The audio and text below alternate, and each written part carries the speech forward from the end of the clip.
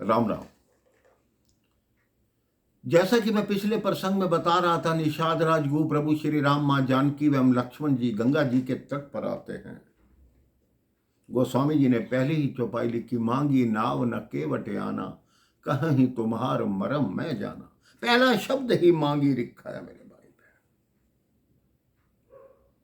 बहन। जिस स्थान पे आके ब्रह्म को एक भील से मांगना पड़ता है, वो स्थान छोटा नहीं होता मेरे भाई बहन, वो भक्ति का घाट होता है। कहते यमुना जी का तट होता तो नौका नहीं मांगनी पड़ती, लेकिन गंगा जी का तट है, तभी राम जी को नौका मांगनी पड़ी।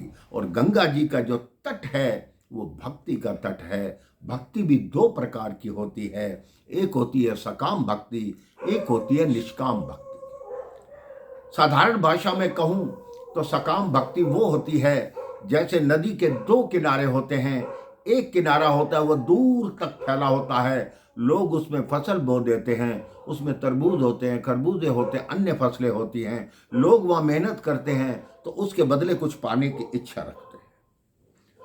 निष्काम भक्ति वो होती है जब नदी का दूसरा किनारा होता है, खड़ा किनारा, जहां जल भी नहीं जाता और कुछ लोगों को प्राप्त भी नहीं होता। जो केवट की भक्ति है मेरे भाई बहन, वो निष्काम भक्ति का तट है। और जहां निष्काम भक्ति का तट हो वहां ईश्वर को ही मांगना पड़ता है। भक्त के मन में मांगने की कोई इच्छा नहीं होती।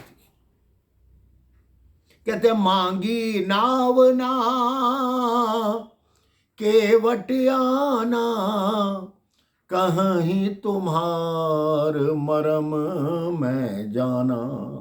ईश्वर को कह रहा है एक साधारण भील कि मैं तुम्हारा मर्म जानता हूं।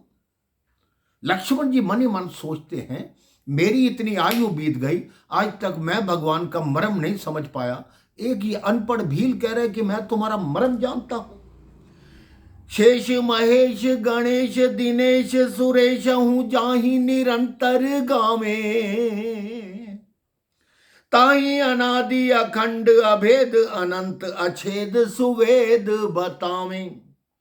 नारद से शुक व्यास मुनि पछिहारे पुनि पार न पावे, ताही अहीर की छोरियां छछिया भर छाछ पे नाच नचावे।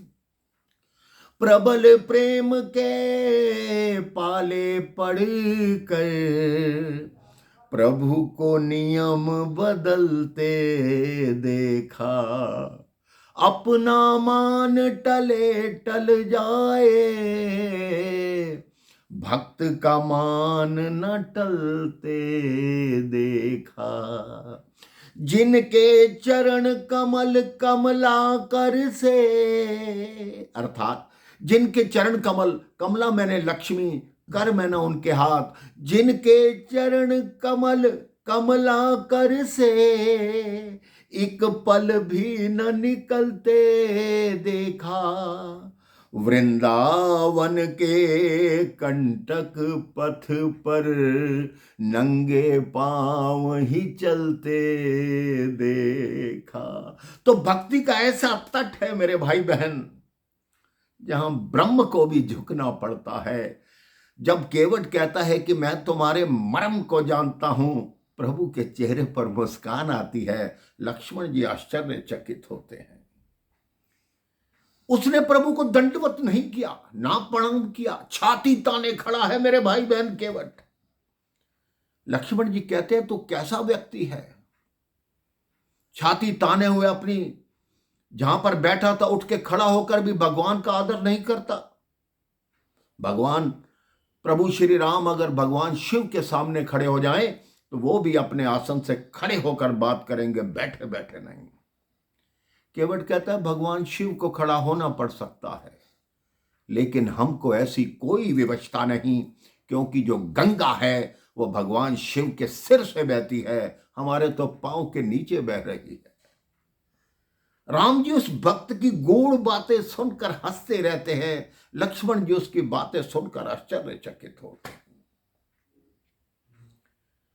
पूरा गांव मेरे भाई बहन मल्लाहों का, भीलों का, लेकिन उस दिन उस घाट पर केवल एक ही नौका थी। उसी केवट की। क्यों थी एक नौका? इस प्रसंग में भी एक कथा आती है जो मैं आपको अगली कथा में बताऊंगा। राम राम, जय श्री राम।